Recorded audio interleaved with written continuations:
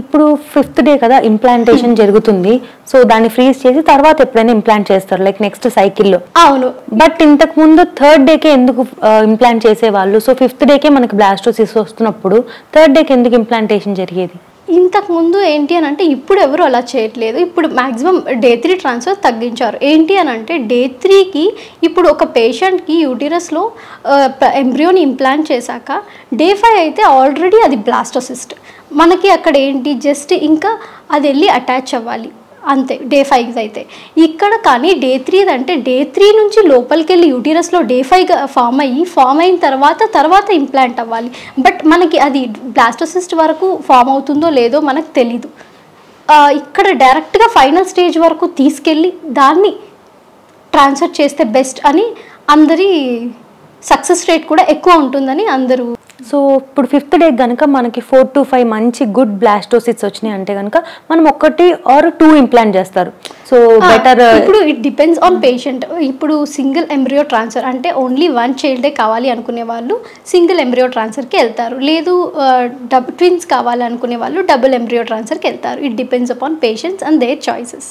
వాళ్ళకి నచ్చినట్టు వాళ్ళు చెప్తే మనం దాన్ని బట్టి మనం ట్రాన్స్ఫర్ చేయడం అనేది జరుగుతుంది.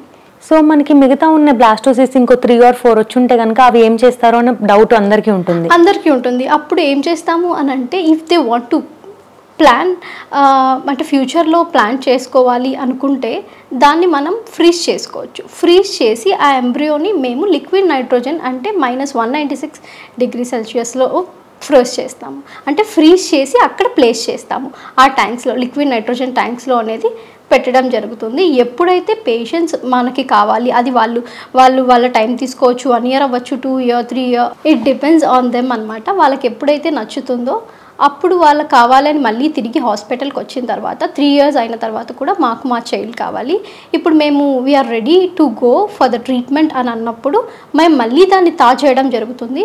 ఎలాగైతే ఫ్రీజ్ చేసామో అంటే పర్ఫెక్ట్గా ఫ్రీజ్ చేసి ఉంటే థాయింగ్లో కూడా పర్ఫెక్ట్గానే సర్వైవల్ అనేది వస్తుంది. సో ఇప్పుడు ఒక నార్మల్ రూమ్ టెంపరేచర్ 37 degrees నుంచి ఆర్ ఇంక్యుబేటర్ టెంపరేచర్ నుంచి నార్మల్ టెంపరేచర్కి తీసుకొస్తున్నప్పుడు ఇంత చేంజ్ వస్తుంది కదా టెంపరేచర్ డిఫరెన్స్లో, దానివల్ల లోపల సెల్ ఏమైనా డ్యామేజ్ జరిగే ఛాన్సెస్ ఉంటాయా? లోపల సెల్ అంటే డ్యామేజ్ ఏం జరగవు. ఎందుకంటే మేము మీడియా ఉంటుంది, విట్రిఫికేషన్ మీడియాలో ఉన్నది క్రయో ప్రొటెక్టెంట్ అనమాట. మనము ఎంబ్రియోస్కి ప్రొసీజర్ ఉంటుంది, ES equilibration solution and VS vitrification solution అని. ఇక్కడ విఎస్లో వచ్చేటప్పటికి మనకి ఏముంటుందంటే క్రయో ప్రొటెక్టెంట్ అనేది ఉంటుంది.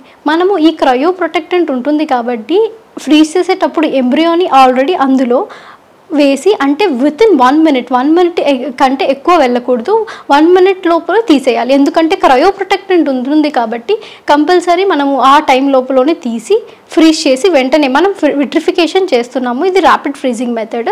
వెంటనే తీసి స్ట్రా మీద లోడ్ చేసి విట్రిఫిక్ మీద లిక్విడ్ నైట్రోజన్లోకి అనేది వితిన్ సెకండ్స్లో అయిపోతుంది. ఇవన్నీ వితిన్ 1 minute అవన్నీ అయిపోయి ట్యాంక్లోకి వెళ్ళిపోతుంది.